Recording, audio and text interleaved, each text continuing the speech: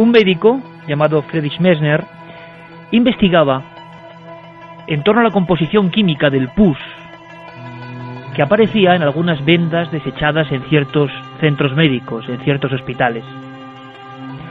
Cuenta la historia que en ese momento tan remoto, ese hombre descubrió algo, una sustancia hasta entonces desconocida, pero hicieron falta 70 años de estudios para entender que quizá dentro de ese pus, en esas vendas de algún paciente anónimo, se escondía, es probable, el código más extraño, muy superior a otros códigos de los que tanto se ha hablado.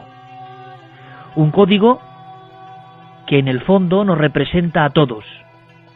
Un misterio tan profundo, tan enorme, un enigma tan insondable como la propia vida. Bioética, enigmas que tienen que ver con las posibilidades, que algunas son aterradoras y otras esperanzadoras del ADN. Hay muchas cosas de las que hablar y quiero presentar en primer lugar a un científico de gran prestigio. Él trabaja en el Consejo Superior de Investigaciones Científicas, es miembro del Instituto Cajal, doctor en genética, Ángel Carlos Román, que ya nos escucha. Buenas noches, amigo. Buenas noches, Iker.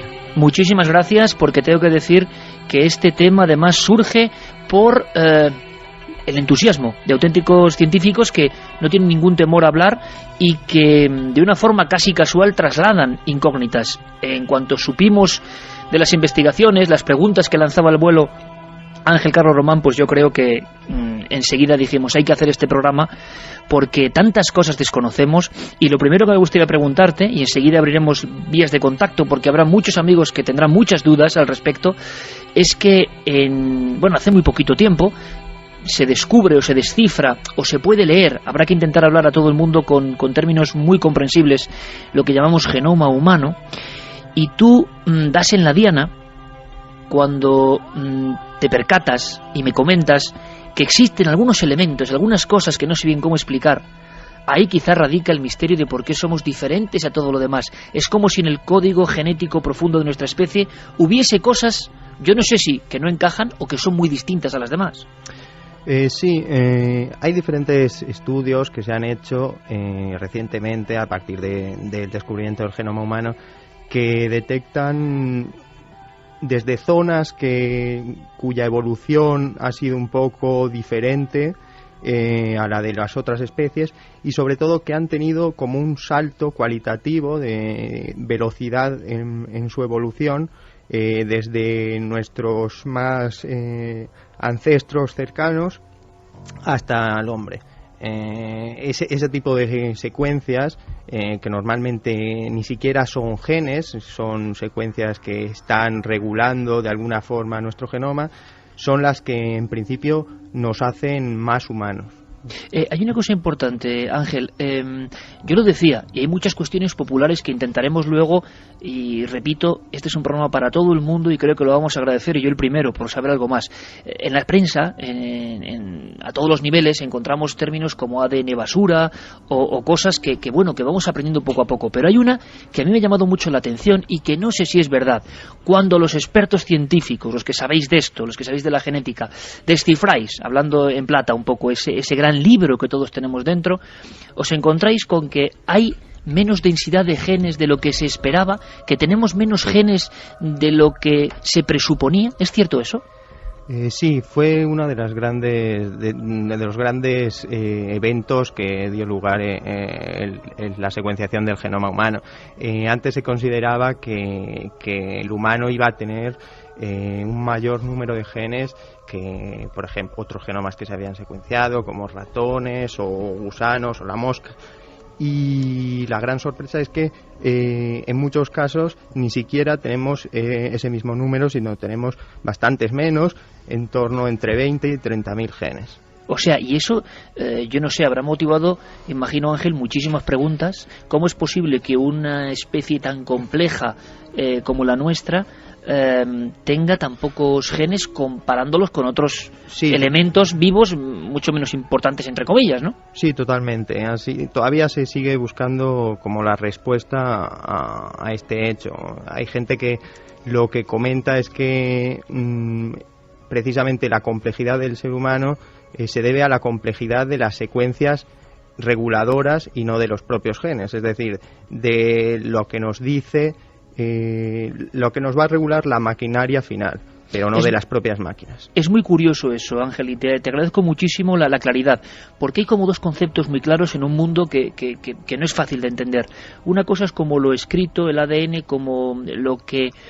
Hay una secuencia que es como la que predestina de alguna forma o que es la más conocida. Se habla de que en ella están pues las posibilidades de enfermedades, nuestras características, y luego hay como una especie de mensajero, ¿no?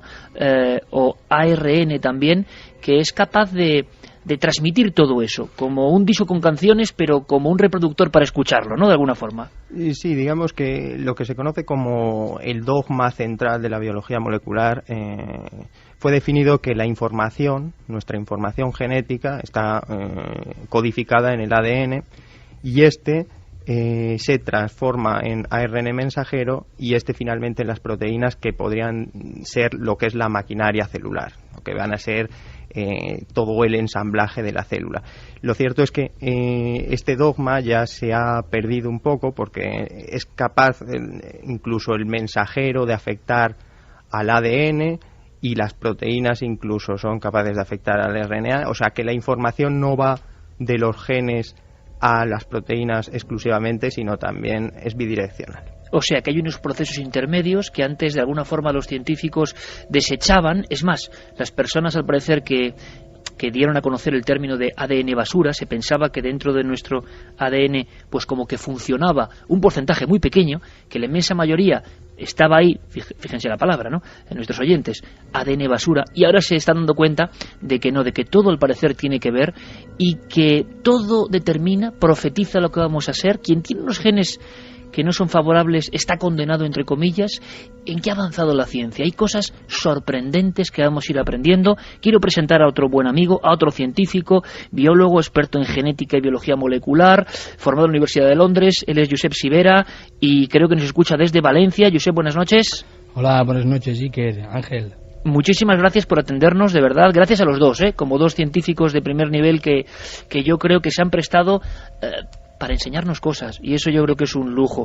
Fíjate, esta noche, Josep, vamos a aprender de cosas que pueden parecer muy lejanas, a mí me parecen enormemente misteriosas, como la epigenética. Es decir, primero, para ir aproximándonos, parece que hay muchos investigadores que piensan que no todo está escrito, que dentro de nuestras células, de todas nuestras células, en el núcleo de nuestras células, están esos cromosomas, ese ADN, esa especie de forma tan rara, repito, de doble hélice, que en ellas está escrito todo lo que va a ser de nosotros, más o menos, así hablando a grandes rasgos, claro, pero ahora, en los últimos años, la ciencia empieza a ver que otras cosas afectan, y esto sí que es como darnos de bruces, ¿no? ¿Y qué cosas pueden afectar? Y de eso va lo que se llama epigenética, ¿no, Josep? Sí, efectivamente. La epigenética es una ciencia que relativamente hace poco que está con nosotros, y básicamente son modificaciones que se sufren no a nivel de nucleótidos, sino a nivel de expresión de proteínas. Y esto quiere decir, por ejemplo, para que todo el mundo lo entienda, pues, que el ambiente exacto, o lo que ingerimos puede condicionar, si no ese gen, eso que está escrito, sí que se active o desactive. Sí, efectivamente. Pues hace como en la década de los 80, un doctor sueco, el doctor Olav Bigger, hizo unos estudios refiriéndose a una gente que habían sufrido enfermedades cardiovasculares, y pudo mirar los historiales de cada individuo y llegar hasta 1820-1840, las hambrunas que se pasaron por falta de buenas cosechas en Suecia, y de ahí pudo relacionar que el medio ambiente tenía un factor involucrado en la genética, y de ahí ha pasado a nuestras generaciones. Bueno, pues fijaos, amigos de Milenio 3, es importante. Generaciones que han pasado hambre y que transmiten de alguna forma ese código. Se habla de comportamiento de madres con algunas crías que se aprenden a nivel de la epigenética. Se habla, por ejemplo, de la posibilidad, yendo un poco más allá, luego me diréis si esto es ir muy lejos o no, pero algunos estudiosos de epigenética hablan sin tapujos de incluso la positividad o la negatividad o la predisposición mental para activar o desactivar algunas de las cosas que están dentro de ese ácido desoxirribonucleico. Es decir, dentro de cada célula, la base, la esencia de lo que somos, nuestra información fundamental. ¿La podemos cambiar entonces o esto puramente es una ficción? Bueno, parece que se sigue investigando. Es más, incluso Ángel Román me decía, ya no solo hablando de bioterrorismo, posibilidades de utilizar esto en contra de la ética, sino se podrá modificar epigenéticamente a una persona, se le podrán eliminar malas conductas, por ejemplo, con la epigenética, o incluso podremos bucear en el genoma humano en busca de antiguas civilizaciones, en busca quizá del lugar del que procedemos. Y hablando de ese lugar del que procedemos, vamos a contar algo muy interesante con Javier Sierra. Compañero, buenas noches. Muy buenas noches, Iker. Una cosa antes, Carlos Largo, compañero. Buenas noches, Iker. Prácticamente a la de ya, abrimos vías de contacto. Hay una oportunidad además de preguntar todo aquello sobre la genética que puede interesar. Yo creo que es una noche muy interesante para lanzar reflexiones. Abrimos vías de contacto y atención, porque hay un sorteo muy interesante. Pues abrimos esa encuesta, como todas las semanas, el debate de Milenio 3 en la página web ikerjimenez.com. La pregunta de hoy es: ¿dónde creéis que se originó el primer ADN? Dos respuestas: de una reacción química casual en el pasado remoto de la Tierra, o en algún modo lejano desde donde fue enviado a la Tierra. Ahora mismo los resultados, Iker, están de la siguiente forma. 51,2% opina que de una reacción química casual en el pasado remoto de la Tierra y el 48,8% en algún mundo lejano desde donde fue enviado a la Tierra. ¿Tenemos un sorteo? Efectivamente, abrimos también las otras vías de contacto, milenio3 con número @cadenaser.com, la página web cadenaser.com con las frases de los oyentes y también, por supuesto, las redes sociales. Si buscáis La Nave del Misterio en Facebook, Twitter y Google+, ahí estaremos. Y ese sorteo que tú mencionabas, que es muy especial, 3 packs formados por un libro y una camiseta. El libro se trata del Ángel Perdido, de Javier Sierra, gracias a la editorial Planeta. Hace casi un año, ya se ha pasado, de la publicación y salida a la venta del libro de nuestro compañero, y por eso sorteamos 3 packs con un libro, repito, del Ángel Perdido, y una camiseta que nos ha cedido Vértice Cine con el estreno de la película El Monje.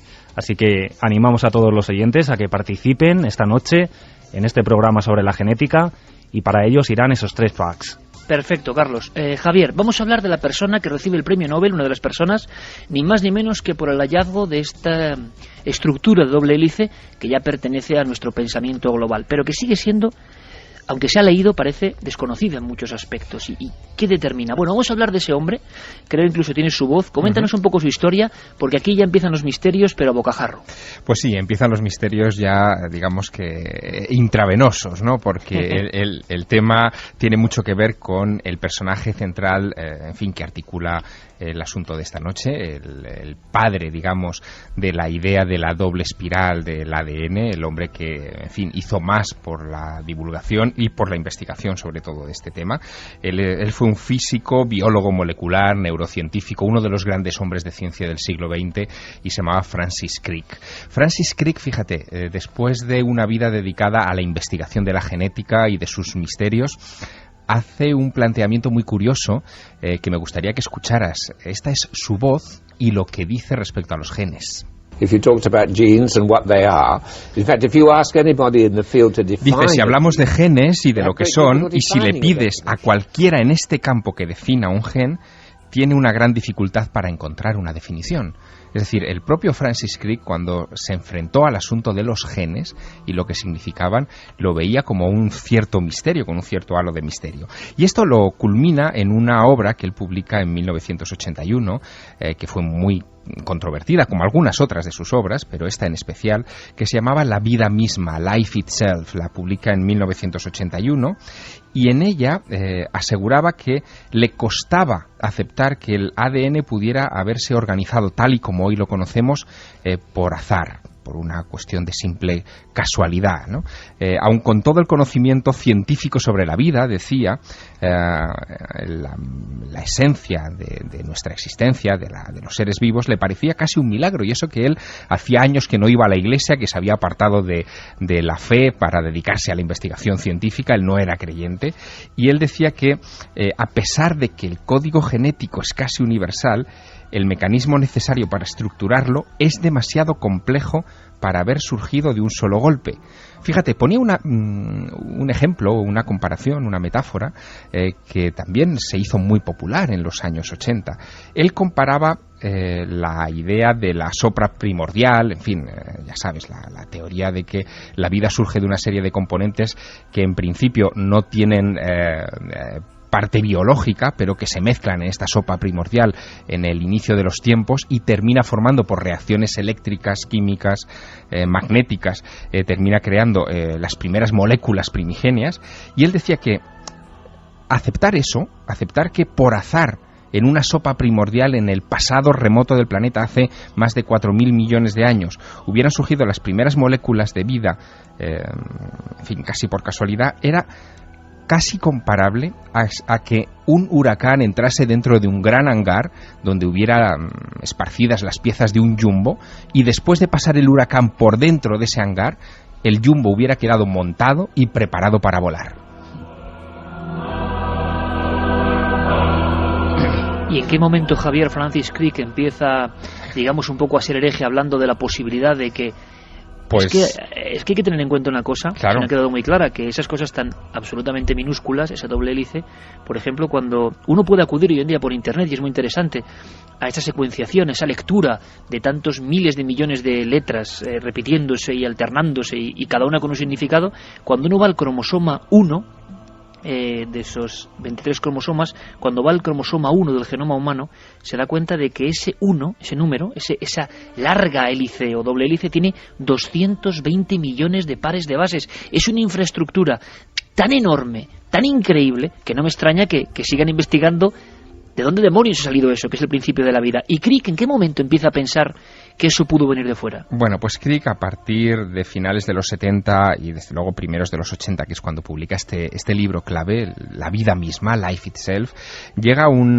planteamiento que fue muy contestado, imagínate, en su momento, y apareció criticado en muchos artículos y en muchos comentarios a ese libro, porque él dice que es todo tan complejo en la estructuración del ADN que le parece que ha estado ensamblado por una inteligencia. Él nunca habla de Dios a ese respecto y piensa que el hecho de que el ADN apareciera sobre la Tierra tiene necesariamente que haber sido por intermediación de una civilización extraterrestre que pudo haberla enviado a la Tierra. Esto parece ciencia ficción, de hecho parece, el planteamiento que él hará en esas páginas parece el resumen de la película Superman, porque llega a plantear la posibilidad de que una civilización extraterrestre esté al borde del colapso y en un momento determinado decida, para garantizar su propia supervivencia, enviar a bordo de, no sabes, pero muchas naves quizá, o muchas sondas, esta información genética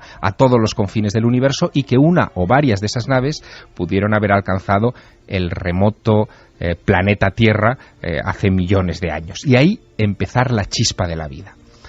Bueno, esto, que es una idea tan peculiar y en fin, tan afín a muchos de los misterios que a nosotros nos gustan en este programa, ha sido comentada, estudiada, diseccionada también por otros investigadores, algunos de los que hemos hablado muchas veces en este programa. Uno de ellos es Graham Hancock. Graham Hancock es un escritor, un investigador que ha estado investigando mucho todo lo relacionado con la genética y con el origen de la vida, sobre todo en un libro que acaba de publicarse en el Reino Unido, que se llama Supernatural.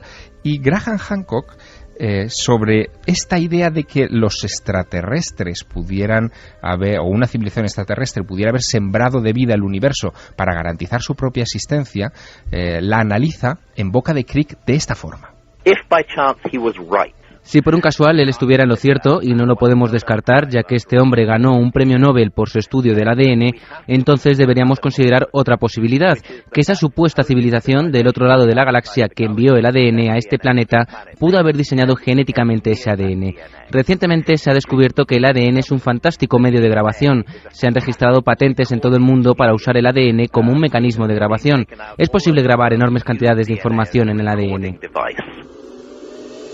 ADN como forma de grabación, Javier. Sí, lo que dice Hancock, y es llevar las ideas de Francis Crick un poco más lejos, es que el ADN podría haber sido utilizado por esa hipotética civilización extraterrestre como un mecanismo para insertar en ella información sobre nuestros lejanísimos orígenes. Es decir, que quizá en el momento en que podamos acceder plenamente a esa información y comprenderla, y quizá la clave esté en ese ADN residual o basura que antes tú mencionabas, podríamos comprender o podríamos encontrar casi el código de barras de nuestra manufactura. Bueno, el caso es que, fíjate, él se planteaba, Hancock, una cosa... Javier, vamos a seguir ahora enseguida, porque tú sabes que, además te lo inventaste tú, llegan las noticias a las 2. Llegan las noticias y luego vamos a hacer unas cosas importantes e interesantes. Preguntar a nuestros amigos los científicos qué opinan de todo esto, que puede ser como muy alejado de la realidad o no, y saber un poco más hasta dónde llegaron esas teorías. ¿Te parece? Perfecto. Vamos a ir de inmediato con las noticias. Han pasado muchas cosas, conspiración, y por supuesto luego vendrá Santiago Camacho, porque todo el tema de la genética también tiene muchos usos que se están hablando de ellos en la conspiración. Pero ahora todas las noticias, toda la información, ha pasado algo gordo al parecer en el Vaticano. De todo ello nos informa nuestra compañera Carmen Porter.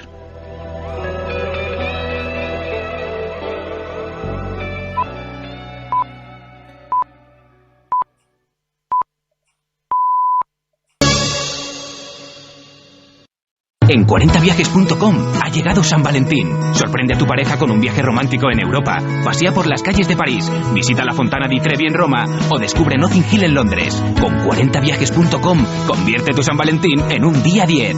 Aprovecha nuestras escapadas nacionales e internacionales por menos de 100 euros. Entra ya en 40viajes.com y hazte con los mejores planes para este San Valentín. Nunca antes habías estado tan cerca de lo desconocido. Milenio 3. Cadena Ser. En esta primera secuencia, casi de nuestro particular ADN de esta noche, hemos intentado aproximarnos a una de las teorías más románticas, ¿no? Más hiladas con el misterio, quizá por la complejidad propia del ADN. Ahora les preguntaremos a nuestros científicos invitados, pero Javier, si quieres concluimos la historia de Crick y de esa posibilidad de que dejaran una especie de chip genético alguien hace milenios. Suena muy romántico, desde luego. Desde luego, lo que comentábamos es que, según Francis Crick y algunos de sus intérpretes, como Graham Hancock, que escuchábamos antes de las noticias, el ADN podía ser utilizado, pudo haber sido utilizado por esa hipotética civilización que sembró del mismo una parte del universo, pudo haber sido utilizada para enmascarar información dentro, es decir, que podría haberse escrito algo dentro que quizá, como si fuera una bomba de tiempo, cuando nosotros fuéramos capaces de leerla, comprenderíamos finalmente nuestros orígenes. Y en esa línea, el propio Graham Hancock, este último intérprete de la teoría de la panspermia dirigida de Francis Crick, hace esta valoración. Así que otra posibilidad que tenemos que considerar es que alguna inteligencia pudo haber introducido información en nuestro ADN. Tal vez fue escrita en el primer ADN que apareció en este planeta, el cual ha sido conservado y heredado durante millones de años de evolución, hasta que finalmente una criatura evolucionó y fue capaz de leer esta información. Y esa criatura somos nosotros, y para poder leerla necesitamos estar en estados alterados de conciencia. Lo de estar en estados alterados de conciencia tiene su aquel, Iker, porque lo que dice Hancock es que el propio Crick, y eso se hizo eco la prensa británica a la muerte de Francis Crick en el verano de 2004, parece que tuvo una visión de alguna manera de la doble hélice que compartió después con su colega de investigaciones James Watson, después de haber ingerido unos miligramos de LSD, de la famosa droga alucinógena. Y esto tiene también su aquel, porque Crick había sido lector y lo había declarado públicamente de Un mundo feliz, de Aldous Huxley, donde se hablaba de estas sustancias liberadoras de la mente, la mescalina, el LSD y otras. Parece que fue voluntario en experimentos para probar los efectos del LSD y la psilocibina en la Universidad de Oxford, miembro de una organización británica muy controvertida en los años 60 que se llamaba SOMA y que era un grupo que buscaba la legalización del cannabis. Así que imagínate, de repente Francis Crick, para llegar al mayor descubrimiento científico en biología del siglo pasado, utilizó casi la vía del chamán, ¿no? El quitarse las barreras mentales provocadas por los estudios, sin renunciar evidentemente a ellos, y empezar a enlazar elementos en ese maravilloso mundo de no estar atado a lo material y llegar a esta conclusión de la visión de la doble hélice que ha cambiado nuestra percepción de quiénes somos. ¿Pura fantasía o no? Desde luego el protagonista es el premio Nobel que nos enseñó esa doble hélice. Yo me gustaría preguntar a nuestros científicos ¿qué es lo que más les sorprende? Y si pueden hacerlo comprensible y casi en titulares para empezar a adentrarnos de todo lo que se ha hallado o de lo que se está leyendo en el genoma humano, porque a veces uno lee las noticias desde el desconocimiento y da la impresión de que se lee y se comprende todo, y yo no sé si eso es cierto o no. ¿Ha habido algo que os ha sorprendido especialmente de esas primeras lecturas del libro del genoma humano? Bueno, yo creo que lo más importante ahora mismo en el genoma humano es que estamos hablando de más o menos en torno a 3.000 millones de pares de bases y tenemos un conocimiento real de pocos cientos de miles prácticamente. Todavía tenemos un mundo total por descubrir y por excavar dentro del genoma humano. O sea que se están dando las primeras paletadas en esa gran excavación, de alguna manera, ¿no? Los pasos de bebé. Muy buena definición. Estamos en la infancia. Y por lo tanto estamos a las puertas de descubrir cosas que pueden parecer increíbles. Por ejemplo, esa teoría que comentaba Javier Sierra, que acompañó con mucha polémica la vida de Francis Crick. Vosotros personalmente, ¿qué opináis a día de hoy, 2012? No sé si hay ideas que cobran fuerza, otras que se pierden, de la posibilidad en la complejidad del ADN de que hubiese algún tipo de explicación de este tipo. Se habla entre los científicos, ningún científico habla de esto. ¿Cómo es la situación para esta teoría tan romántica, como decíamos, de que podamos provenir de otro lugar? Bueno, primero de todo es que estamos hablando de Francis Crick, que es posiblemente uno de los grandes científicos en todas las especialidades de toda la historia, O sea, no hablamos de un cualquiera, ¿verdad? No es un cualquiera. O sea, no solo como premio Nobel, no solo como descubridor del ADN, sino ha tenido una carrera increíble de genio, vamos. Y lo que él proponía, pues ciertamente es viable. Es viable porque la complejidad de la estructura cromosómica, como decías, de unir DNA junto con unas proteínas, se hace complicado de que la sopa primordial pudiera llegar a dar lugar desde componentes inorgánicos a una estructura tan compleja. Bueno, esto que me cuentas ahora mismo, a mí, yo entiendo que esto igual para la comunidad, ¿no?, que sigue los misterios puede ser árido, pero de verdad estáis haciendo un gran esfuerzo y yo os lo agradezco para que todo el mundo lo entienda. Que los científicos, que muchos científicos, imagino que otros pensarán lo contrario, pero se está dando cuenta de la enorme complejidad que hay ahí para pensar que eso no es puro azar, que el azar no puede construir eso tan perfecto, a mí me parece algo maravilloso y sobrecogedor. Y yo no sé nuestro otro científico qué opinión tendrá. Pues mira, una de las cosas que a mí me ha dejado muy perplejo es que no hace mucho en una universidad inglesa, en Imperial College, no me acuerdo exactamente el nombre de la doctora, analizaron unos pedazos de meteorito y encontraron como unos 96 tipos de aminoácidos diferentes a los que tenemos nosotros. Nosotros tenemos 21 tipos de aminoácidos. Por lo tanto, esos 75 tipos de diferentes de aminoácidos, ¿qué es lo que hacen? ¿De dónde vienen? ¿Cómo son? ¿Sabes? O sea que hay muchas cosas que realmente no entendemos. Se nos cuenta que controlamos un poco nuestros genes.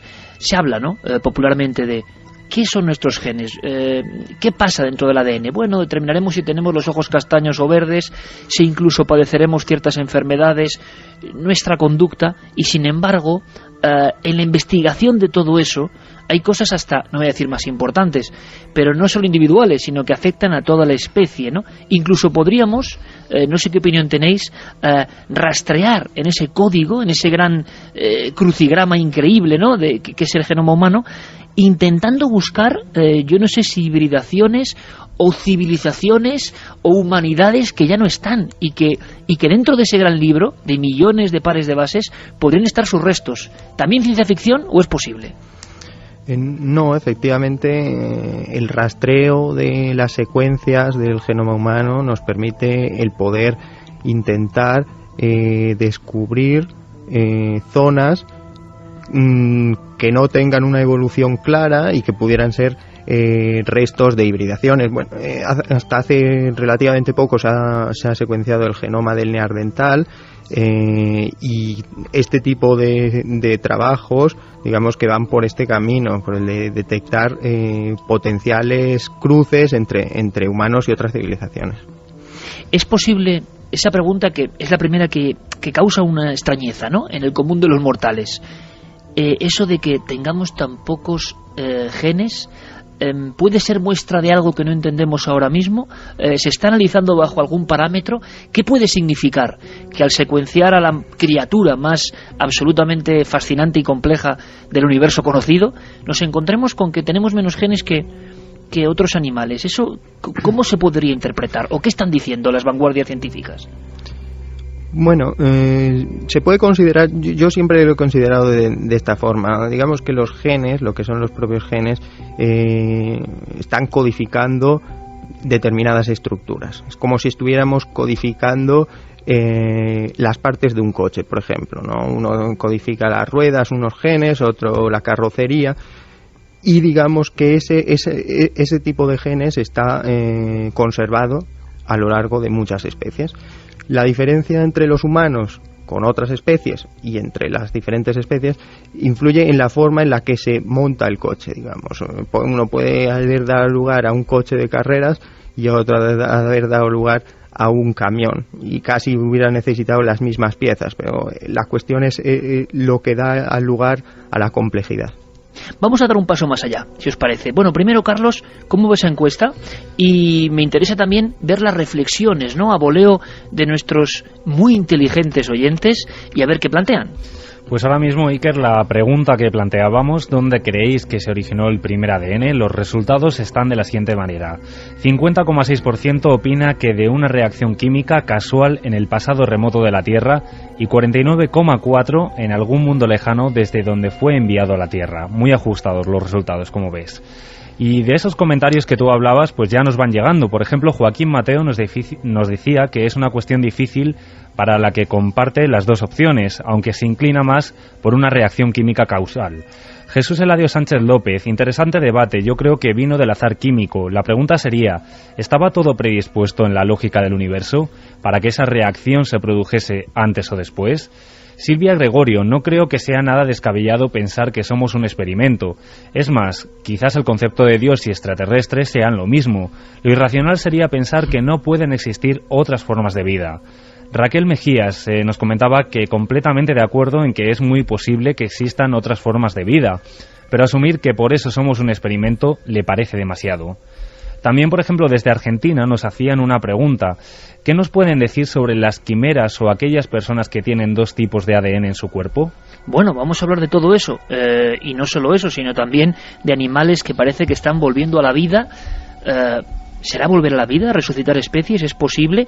Vamos a dar un giro, ya sabéis que estamos en todas las vías de contacto y por supuesto en las redes sociales comandadas por Guillermo León, siempre buscando en Facebook o en Twitter La Nave del Misterio. Ese es nuestro hogar virtual junto a ikerjiménez.com. Damos la bienvenida a Santiago Camacho. Santi, buenas noches, compañero. Buenas noches, Iker. Yo no sé si, como tú sabes, en titulares, hilando todo esto, y ahora aprenderemos un poco más de la epigenética con Josep Sivera y Ángel Román, que a mí me parece un campo de verdad asombroso, cómo todo eso que nos han contado que es inmutable y que define nuestro destino parece que no es tanto, y que todo influye. Por lo tanto, aprendamos, ¿no?, a influir de buena forma. Ya veremos cómo. También se podrá influir de mala forma. Y un poco de las malas formas viene a hablarnos Santi. ¿Por qué? Bioterrorismo, modificación genética humana hoy, experimentos de este tipo. Santi, ¿conspiración, ficción o está ocurriendo patentes génicas y piratería genética? Bueno, pues has hecho efectivamente todo un catálogo de todo ese mundo que se mueve más allá de esa palabra que hemos pronunciado varias veces a lo largo del programa, bioética. Porque claro, la bioética dentro del campo de la medicina, de la investigación científica responsable, pues evidentemente se aplica y se aplica con mucho rigor. Pero ¿qué sucede en campos como el militar, como el directamente delictivo, como puede ser, por ejemplo, el tráfico de drogas o el doping deportivo, o en países que no se han caracterizado precisamente por su respeto ni a los derechos humanos ni a la legislación internacional? ¿Qué sucede en esos ámbitos? Pues en realidad podemos imaginar mucho y sabemos relativamente poco. En el ámbito militar sí tenemos algunas pistas. El Departamento de Defensa de los Estados Unidos tiene un grupo de asesor en temas científicos que se llama Enclave Jason, cuyos miembros la identidad la guardan celosamente en secreto, pero que periódicamente hace informes, si no públicos, por lo menos semipúblicos, son restringidos, aunque no materia reservada, sobre diferentes temas científicos. Uno de los últimos informes de este grupo Jason fue precisamente sobre el empleo de la genética por parte del Departamento de Defensa. Y más allá, digámoslo así, de elucubraciones muy fantásticas de la creación de supersoldados, etcétera, etcétera, que no descartaba, pero que decía que evidentemente todavía la ciencia y la tecnología disponible no está al alcance de potenciar genéticamente a seres humanos, sí que daba una recomendación, y además urgente, porque si no la aplicaban corría el riesgo el ejército norteamericano de quedarse atrás en ese campo, que es utilizar el conocimiento del genoma humano. ¿Para qué? Para la selección y distribución del personal. ¿Qué quiere decir esto? Pues recomendaba secuenciar el genoma de la práctica totalidad de los soldados y con los conocimientos que se tienen, más la investigación que estarían ya llevando a cabo y financiando el Departamento de Defensa, ir seleccionándolos en grupos en función a ¿qué? En función a su predisposición genética a cosas como la fatiga de combate, el estrés postraumático, la capacidad para tolerar falta de sueño, deshidratación, exposición al calor, al frío, a la actitud, posibilidad o susceptibilidad de sufrir fracturas óseas, tiempo de coagulación de las hemorragias, en fin, un montón de factores que determinarían si un determinado soldado iba a una oficina, iba a pilotar tanques o directamente iba a ser tropa de élite. Y eso parece ser que lo están llevando ya a cabo muy casi puntualmente. También tenemos, por ejemplo, he mencionado antes un campo en el que parece que la genética podía tener poco que ver, que es el tráfico de drogas. Pues bien, todo viene a raíz de una empresa multinacional muy conocida, Monsanto, que se hizo multimillonaria patentando un herbicida, el Roundup, el glifosato, que extermina prácticamente todas las plantas, menos aquellas que han sido genéticamente alteradas para aguantar ese herbicida. Pues bien, hace unos años hubo un plan muy ambicioso promocionado por los Estados Unidos. ¿Para qué? Para intentar erradicar el cultivo de coca en muchos países que son productores, y que intentaba, pues mediante la fumigación de este glifosato, de este Roundup, pues en los cultivos eliminar precisamente eso.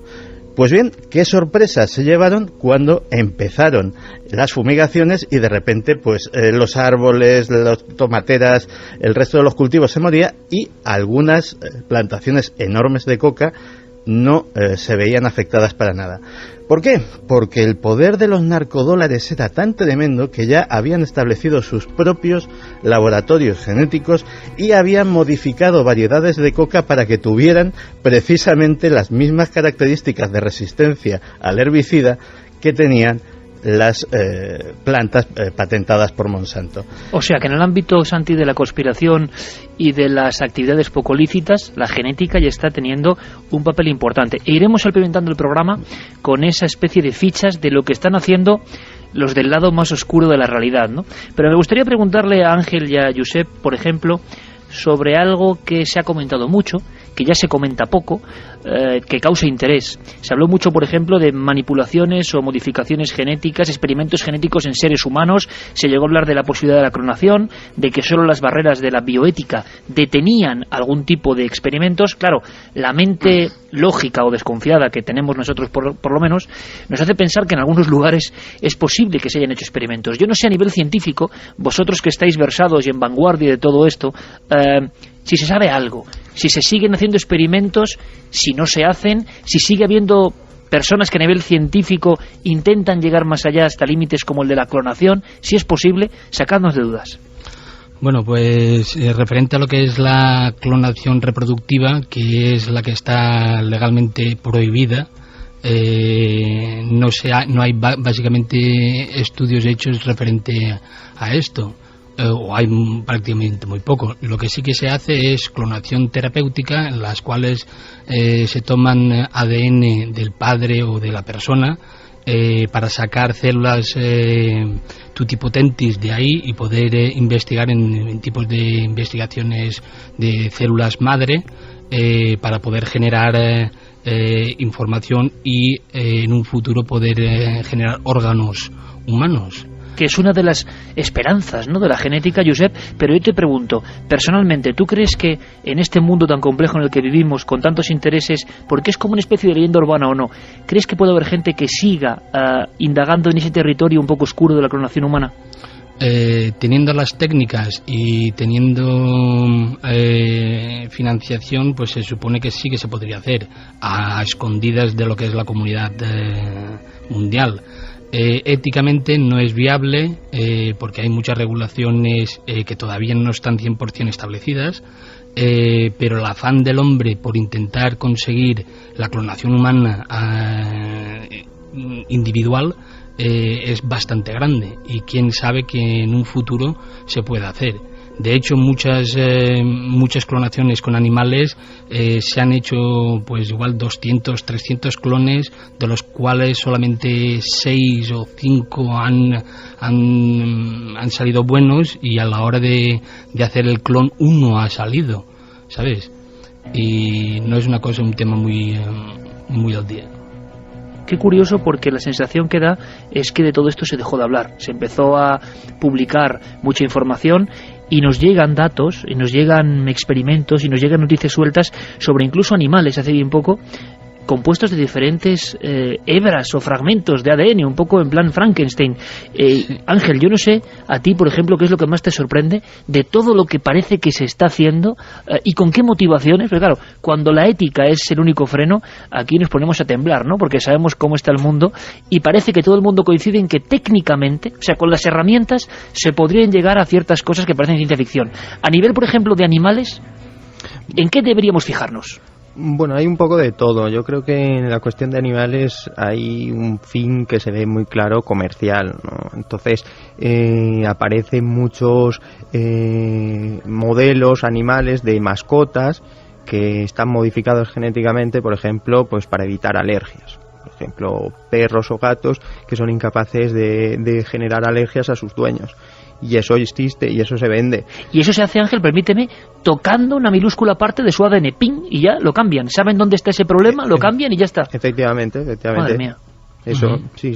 Se genera un modelo que evita que la proteína que nos produce a nosotros alergia. O bueno, también hay casos, por ejemplo, del glowfish, que se llama el pez que es fluorescente, por ejemplo, o gatos también, gatos, ratones fluorescentes también. Hay diferentes cosas, mucho en el ámbito comercial de mascotas, ¿no? La clonación también de mascotas muy queridas por sus dueños también es un tema importante en lo que es la transgénesis animal. ¿Qué opinión tienes de la clonación? ¿Piensas como Josep que bueno, solo la ética es la barrera? Sí, ¿que puede seguir investigándose?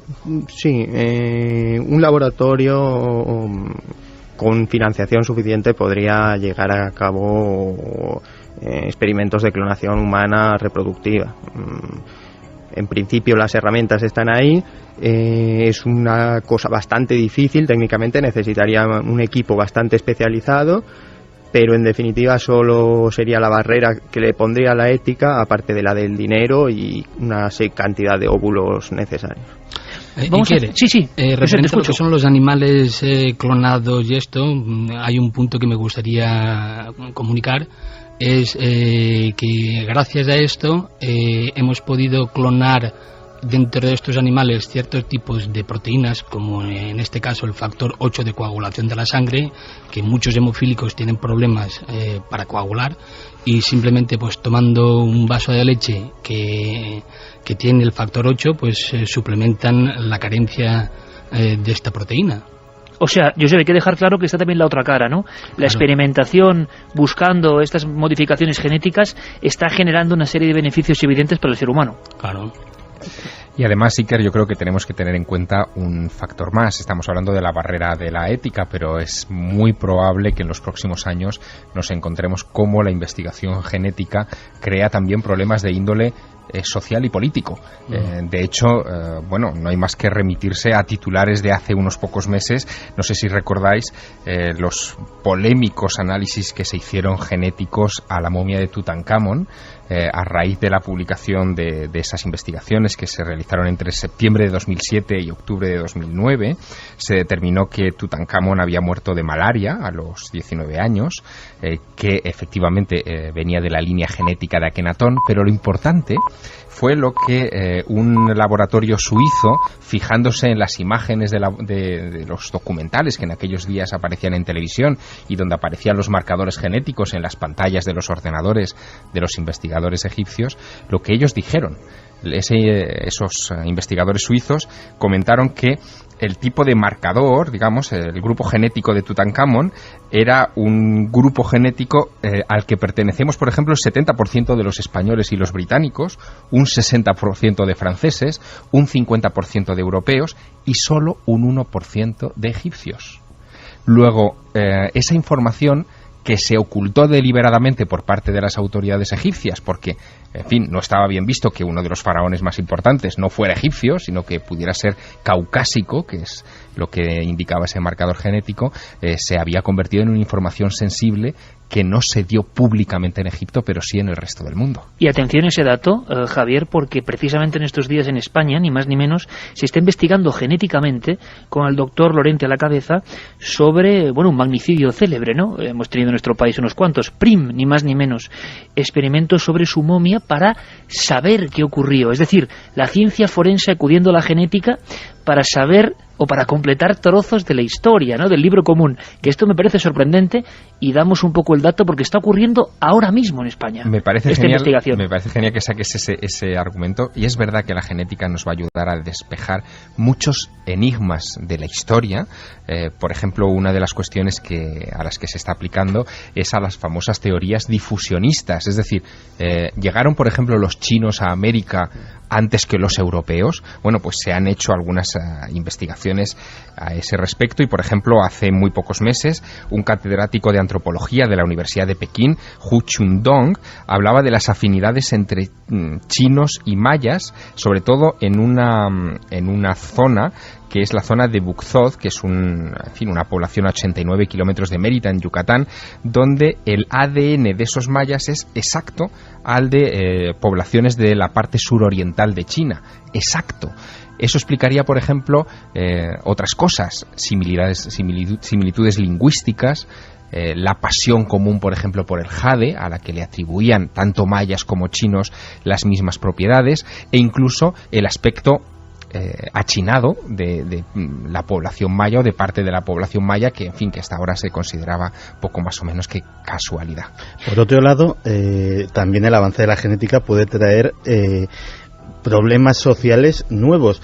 Esa recomendación del Departamento de Defensa a la que hacíamos alusión antes, de seleccionar a los soldados genéticamente y ubicarlos en diferentes puestos, puede ser ni más ni menos que el principio de la tan temida discriminación genética, que dentro de unos años nuestro código genético sea determinante para encontrar un trabajo, encontrar pareja, prácticamente un carnet de identidad que llevaremos para todo y que nos discriminará por una razón absolutamente de nacimiento. Ese es uno de los grandes peligros. Bueno, de eso has hablado, Santi, fíjate de curioso, y va a ser nuestro siguiente episodio y quizá uno de los más sorprendentes, la epigenética. Vamos a aprender un poco, porque se comenta que incluso ratas son capaces en experimento de laboratorio de rechazar a un macho porque no él, sino sus ancestros le dejaron el gen determinado, por ejemplo, de la depredación o la agresividad, y las ratas de la nueva generación no se aparean con él por ese motivo. ¿Es posible? Esto es que me parece pura ciencia ficción.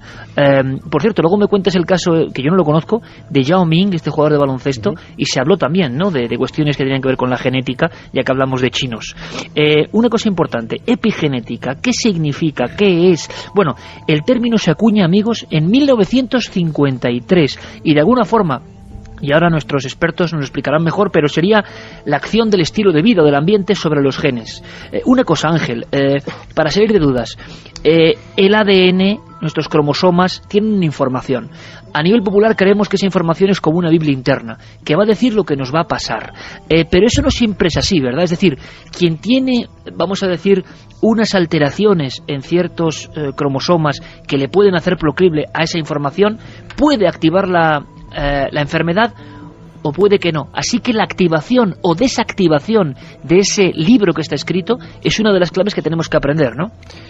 Claro, es lo que llaman los anglosajones nature versus nurture, que es el efecto del ambiente sobre nuestra naturaleza. Siempre se ha pensado que la naturaleza, que nuestro ambiente, lo que uno vive, nos afecta, y no se había llegado a dar la explicación de cómo esto era posible, cuál era el mecanismo molecular, hasta el advenimiento de la epigenética, ¿no?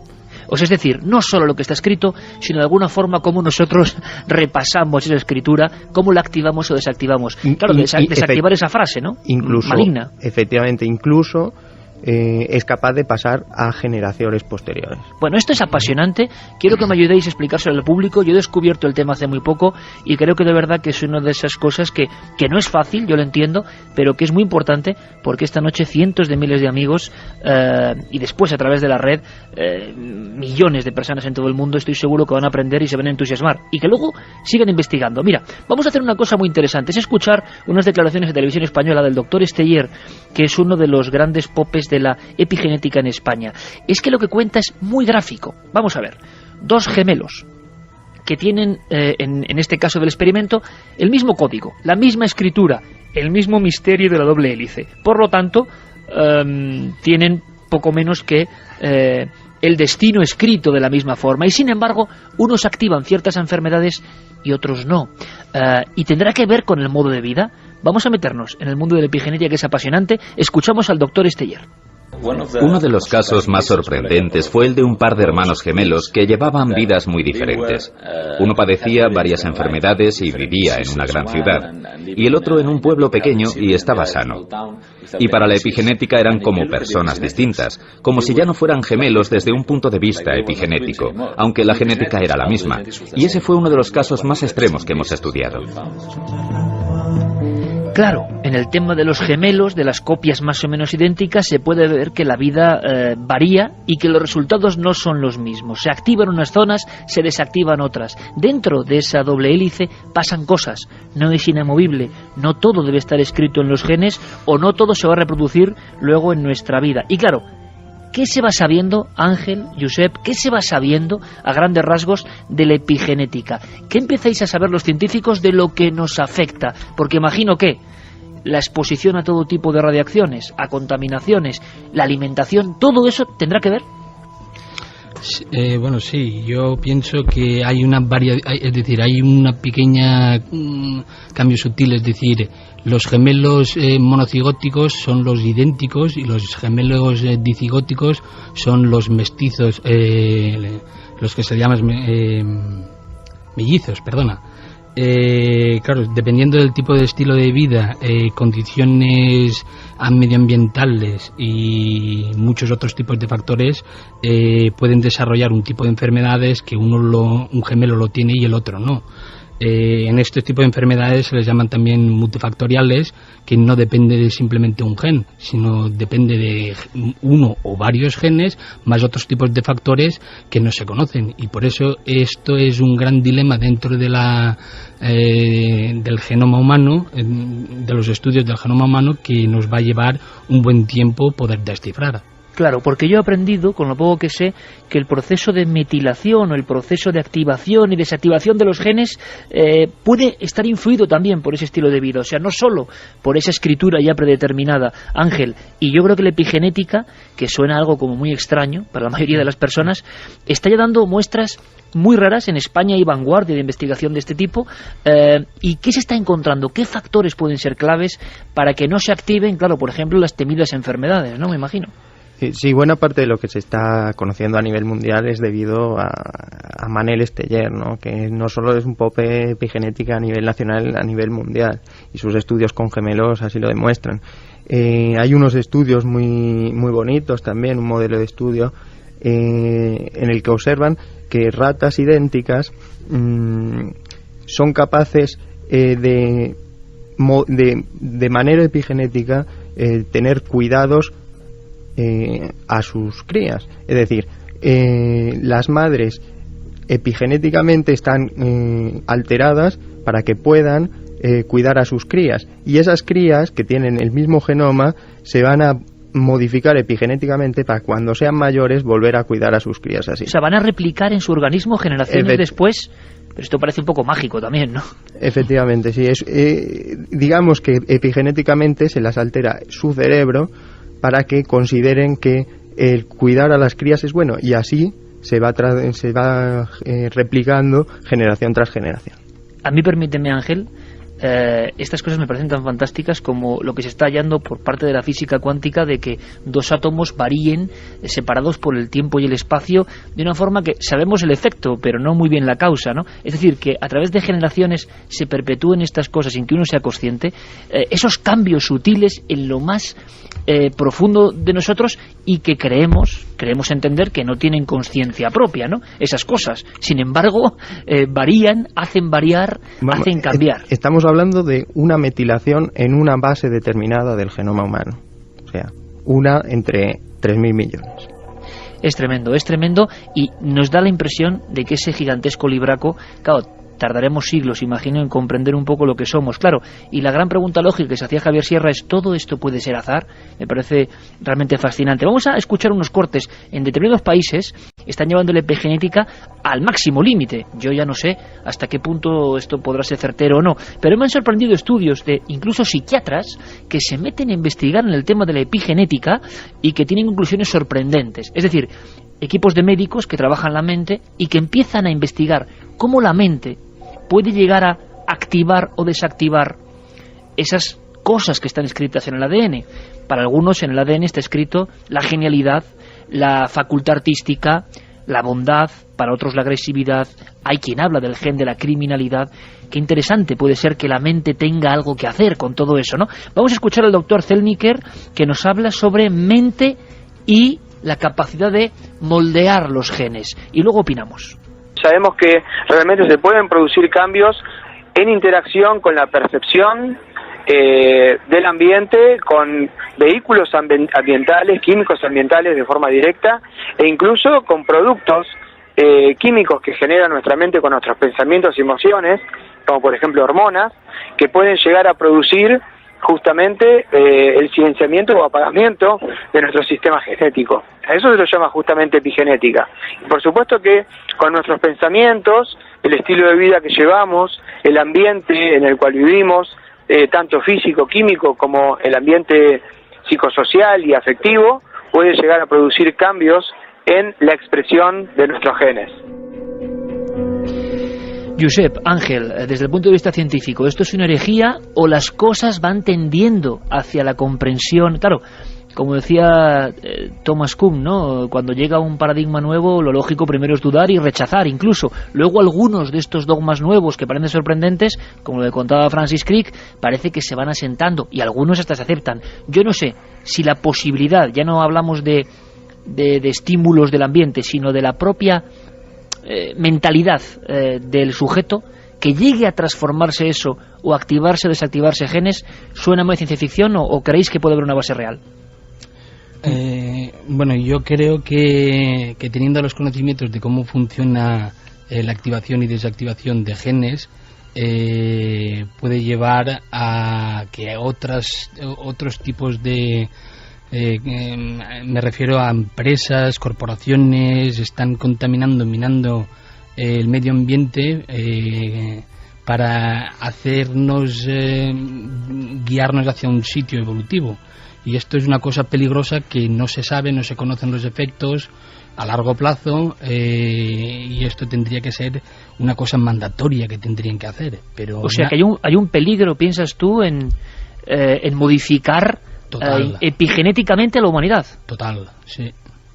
Madre mía, pues esto me parece interesante y curioso, Santi. Esto va, y lo dice un científico, de lleno a tus campos, ¿no? La sensación de manipulación genética, ya no solo a nivel de laboratorio, sino a nivel, váyase usted a saber con qué herramientas. Hombre, lo de la lobotomización por los medios de comunicación y los valores actuales está más o menos claro, ¿no? Pero que se llegue a esa sutileza es curioso. Y que imagínate la cantidad de hormonas que se están poniendo dentro del agua, en la cual son hormonas femeninas, en la cual el hombre, el ser humano, el varón, las está bebiendo, y nosotros no sabemos los efectos a largo plazo, qué tipo de efectos nos hará a nosotros. Y como eso te podría mencionar químicos, pesticidas, radioactividad, miles de cosas que están por ahí. Santi, Javier, esto da bastante miedo, ¿no? Bueno, para que te hagas una idea, de hecho, efectivamente, el doctor ha dado en la clave del asunto, la carencia en muchos de estos productos comerciales de estudios a largo plazo, porque su implantación es muy corta, y sobre todo los tremendos intereses de las grandes multinacionales del ramo, pues están poniéndonos en un serio peligro. Te voy a poner un caso. Un laboratorio estatal británico llevó a cabo un estudio con ratones y patatas transgénicas. Pues bien, el estudio llegó a la conclusión de que, lo primero, la multiplicación celular dentro del estómago de los ratones que habían ingerido esas patatas era anormalmente alta. De hecho, el sistema inmunológico además se disparaba. Casi esos ratones percibían aquello como si fuera un cuerpo extraño, y su sistema inmunológico reaccionaba ante el asunto. Pues bien, la conclusión del estudio era tan curiosa como que la patata más, digámoslo así, la otra especie con la que se había alterado esa patata, pues por separado no generaban ningún tipo de reacción en los ratones. Así que, por tanto, no eran las sustancias, era el proceso de alteración genética lo que provocaba esas reacciones. Curiosamente, el estudio se había llevado a cabo para todo lo contrario, porque en Gran Bretaña pues se había empezado a abrir la mano en la aceptación de algunos productos transgénicos. Lo curioso es que, después de unas declaraciones del equipo de científicos en la BBC contando esto mismo que acabamos de contar, evidentemente mejor contado, pues al día siguiente el equipo fue disuelto y sus miembros destituidos de sus cargos. Josep, sí. Aunque sean titulares, ¿a qué tendríamos que tener, con ese bombazo que ha soltado un poco, con qué tendríamos que tener mucha atención, en tu opinión, desde el punto de vista del análisis biológico, de la ciencia, con cosas que se están haciendo y que han pasado como cotidianas y no les damos importancia y pueden estar modificando nuestro código más interno? Supongo que a la hora de poder comprar productos que están genéticamente modificados, pedir a las autoridades o a los gobiernos que nos den explicaciones de cómo y qué efectos a largo plazo pueden hacer. Mira, uno de mis profesores en la Universidad de Queen Mary en Londres, el profesor Conrad Paul Lichtenstein, era consejero genético del gobierno inglés. Y él estaba muy en pro de la modificación genética. y resulta que él se basaba en el principio que se vio que en la planta del tabaco un virus injertó ciertos tipos de genes y a partir de ahí como siguió la línea germinal. Pero claro, mis argumentos eran, yo no estoy en contra de la comida genéticamente modificada siempre y cuando haya un estudio no a 5 meses, 10 meses, sino a varios años, para ver qué efectos nos pueden hacer en el ser humano. Claro, esa es la clave que está dando Josep, que me parece muy importante, que es estudios a largo plazo, porque luego nos pasa con todo, ¿no? Nos enteramos 50 años después. Permíteme una cosa, que esto es muy importante, y te preguntaremos a Ángel ahora. Estudios de epigenética, esto pone los pelos de punta, que hablan de reacciones tras, por ejemplo, el Holocausto, en la Segunda Guerra Mundial, traumas, estrés postraumático que se pasa a generaciones que no lo han vivido, o estudios hoy incluso sobre la catástrofe del 11 de septiembre, con embarazadas y fetos y el estrés postraumático añadido un poco a la genética. En el fondo estaríamos hablando de pensamiento positivo, estrés y genes. Le hemos preguntado al doctor Zelniker, en Argentina, psiquiatra y experto en epigenética, y nos respondía algo en un documento que vais a escuchar que es francamente sorprendente. Justamente un pensamiento positivo, a diferencia de un pensamiento depresivo, puede llegar a generar que determinados genes, porque en general en neurociencia, en psiquiatría, las enfermedades no tienen que ver directamente con un solo gen, sino que tienen que ver con varios. En general, para varias enfermedades complejas, es algo poligénico y no monogénico, o sea, no responde a un solo gen, pero sí el estado nuestro, nuestros pensamientos, nuestra afectividad, que se refleja luego desde el punto de vista psico-neuro-inmunoendocrino en determinado balance químico, hormonal, puede llegar a generar el silenciamiento o activación de determinados genes. Esto está totalmente comprobado, esto no es ciencia ficción. Sabemos que un pensamiento positivo, esto se ha trabajado muchísimo, por ejemplo, con monjes zen, se ha trabajado durante años respecto a todo lo que tiene que ver con el yoga, con el pensamiento positivo, con el centrarse en pensamientos positivos y generar un mejor bienestar en la salud. Y por supuesto que esa salud no sale de cualquier lado, sino justamente de ese control epigenómico que nosotros podemos hacer teniendo un estilo de vida adecuado y pensamientos positivos. Estilo de vida adecuado y pensamientos positivos. Ángel Román, ¿qué opinas de lo que has escuchado? Realmente es evidente que el propio pensamiento del humano puede alterar nuestro componente epigenético en las neuronas. Hay muchos estudios... Bueno, eso ya es tremendo. Claro, hay muchos... Perdona, es que lo dices con naturalidad, pero te aseguro que son cosas que me hacen saltar del asiento. O sea, es que esto que acabas de contar... Esto sí que es un misterio, pero bueno, perdona. Epigenética y comportamiento están ligados totalmente. Estamos hablando de memoria, de plasticidad neuronal, de cómo nos afectan las cosas. Y en muchos casos se ha ligado mucho estudios de la meditación junto con cambios epigenéticos. Con lo cual es evidente que la propia activación neuronal, o sea, lo que hacemos o dejamos de hacer, no solo lo que nos va a afectar en el ambiente, sino nosotros mismos nos autoalteramos epigenéticamente. Oye Ángel, tú eres investigador del Instituto Cajal, ni más ni menos, de una de las máximas, vamos a decirlo, representaciones de la ciencia en España, y Cajal, si no me equivoco, me puedes corregir, decía aquello de, mucho antes, ¿no?, de la investigación del genoma humano, claro. Cajal decía eso de que el hombre construye o es arquitecto de su propio cerebro, ¿no? Es decir, que imagino que los pensamientos, hablamos de positividad, pero ¿y la negatividad, así a priori? ¿Hasta qué punto podría llegar a modificar epigenéticamente nuestro ADN? Pues yo creo que incluso más. Los modelos, bueno, nosotros trabajamos en el Instituto Cajal, ya lo sabes, neurología y concretamente en epigenética del comportamiento. Efectivamente, los modelos que tenemos de depresión tienen totalmente un componente epigenético. Y otros trastornos también neurológicos igualmente, con lo cual el pensamiento negativo puede afectar tanto igual o más que el sufrir una experiencia traumática. ¿El pensamiento negativo puede activar áreas de nuestro ADN que codifican o que representan o que transmiten esas enfermedades, y el pensamiento positivo así a priori podría neutralizarlas?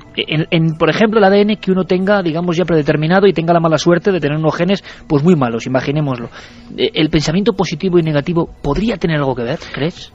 Claro, al final nosotros estamos hablando de neuronas en las cuales se pueden activar de manera epigenética o mediante mecanismos epigenéticos zonas del genoma, y que al final van a dar lugar a conexiones neuronales. Y esas conexiones neuronales son muy estables y pueden estar años o décadas afectándote. Con lo cual estos efectos pueden ser totalmente a largo plazo. A largo plazo, que es otra de las claves que estamos aprendiendo. Y la conexión entre mente, pensamiento y algo que nos parecía, por lo menos hasta esta noche, intocable, ¿no? Queda un área más, y quedan muchas áreas fuera, y lo sé, muchísimas, y haremos otro programa porque esto es simplemente una aproximación, ¿no?, a un mundo fantástico, a un mundo increíble. Son las 12:53 y me gustaría volver a escuchar a este doctor argentino hablando ya de lo que es, algo que sí que nos afecta a todos, porque es muy cotidiano, y os pediré vuestra breve opinión, Josep y Ángel. Nutrigenómica, ya sabemos por dónde van los tiros, ¿no? Es decir, alimentación, y cómo esta alimentación afecta a ese pequeño tesoro que tenemos en forma de doble hélice. Y por supuesto que todo aquello que comemos interactúa con nuestros genes, y hay una alimentación que va a generar el silenciamiento de nuestros genes, por ejemplo, relacionados con el cáncer. Y hay otra alimentación que hoy se sabe que es beneficiosa y que puede o retrasar o reprimir que determinados cánceres puedan aparecer en nuestra vida. Josep, Ángel, son palabras muy fuertes, imagino que inicios de investigaciones, pero que los científicos sabéis que por ahí van los tiros, ¿no? Y siempre se ha hablado, yo creo que el hombre es sabio, de un tipo de alimentación más o menos sana, que imagino que será igual de sana hasta para los genes, ¿no? Así es. Se supone que somos lo que comemos.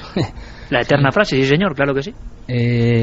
No sé, supongo que en las dietas la gente pues come lo que cree que tiene al alcance, pero no siempre suele ser lo bueno. Es decir, tú comes lo que compras en el supermercado. Por lo tanto, tu cuerpo está acostumbrado a que cuando necesitas comida vas al supermercado y la suplementas.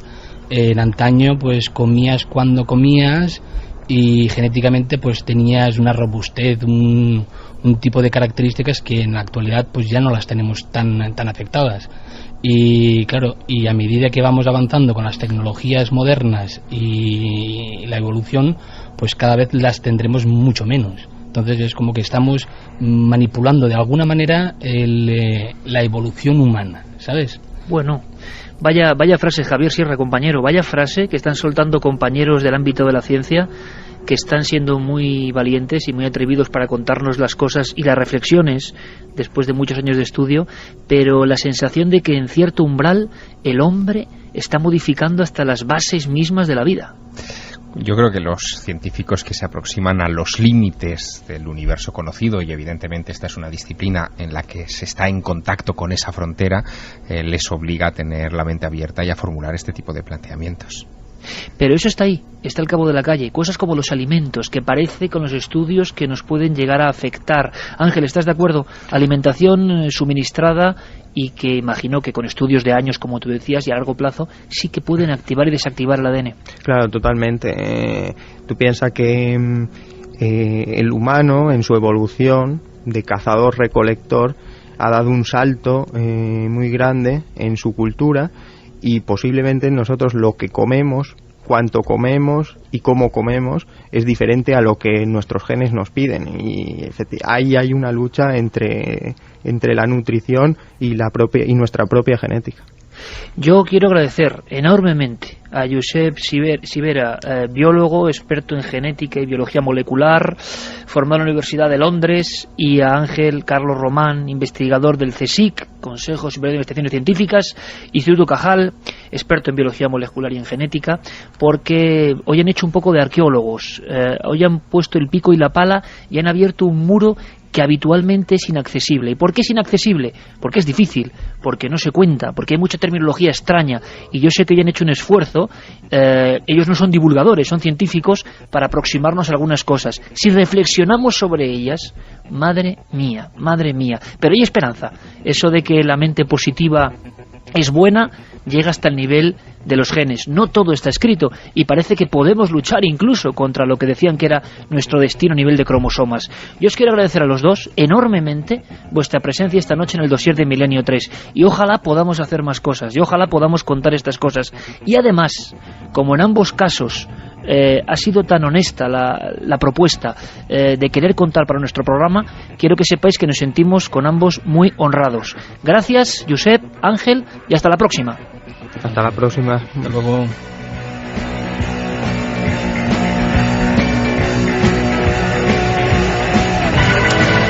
En fin, desde vida fuera de otros mundos, que viene hasta aquí y fecunda nuestra tierra, hasta la complejidad del ADN que no parece azar, las historias psicodélicas de Francis Crick, somos lo que comemos, alteraciones tremendas. Por cierto, Santi, no sé si en segundos, ¿qué pasaba con este jugador de baloncesto chino, que era como un ejemplo de manipulaciones genéticas? Bueno, hay una biografía de Yao Ming, que fue hace años una de las estrellas de la NBA, un jugador chino de 2,15 metros, que precisamente se titula esa biografía Operación Yao Ming, en la cual se viene a contar, muy resumidamente, que el gobierno chino habría experimentado genéticamente para conseguir a este jugador, que su madre era una comisaria política del Partido Comunista Chino, que además era de una altura bastante grande, su padre también era jugador de básquet, y que fue fecundado in vitro, y que a ese embrión se le hicieron determinadas cosas antes de implantarlo.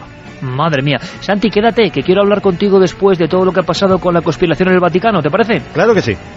Javier, te despido, compañero.